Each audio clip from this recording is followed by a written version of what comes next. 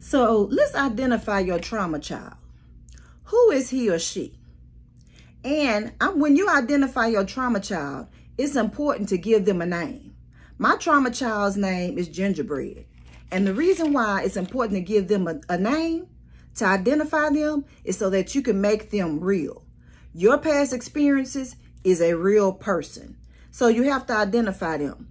Also, and if you're wondering, like, Virginia, what are you talking about, a trauma child? How do I identify a trauma child? I don't remember any trauma as a child. Well, that's why it's important for you to be a part of this 7-part series that's going to be happening for the next few weeks.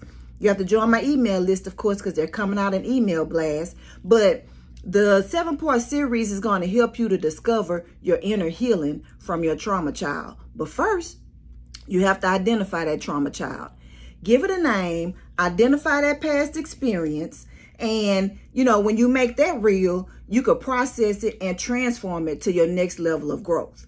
So it's important to reflect on it, right? So my trauma child, I named her Gingerbread, but, you know, identifying it helped me to identify my trauma child. That way I could process it. But Gingerbread is my trauma child from growing up with a mother with mental health issues. My mother had severe depression.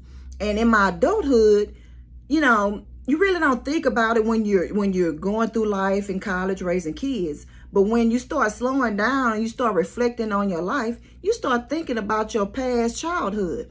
And I realized that some of the things that I did throughout my life and even who I am today came from my trauma child, from my mom with her mental health issues. So Gingerbread is real. And the way you could discover your trauma child, number one, is through journaling, right? You have to write things out. It helps you to reflect. It helps you to remember, and it helps you to grow.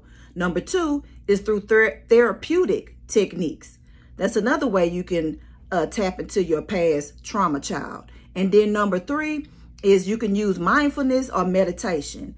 And all of those things we're going to discuss through our 7-part series so that we can help you get from your trauma child to your next level of transformation into knowing who you are as an adult and identifying who you are as an adult so that you can continue growing and transforming and being your best adult you. So if you're not a part of my email list, if you look at the description, you'll see a link where you can join my email list and you could come on a journey with me and Gingerbread to discover your inner healing as well. So see you next time. Remember, who is your trauma child? That's the question that you should ask. Who is your trauma child? Give her a name. See you next time. Him or her. See you next time. Bye-bye.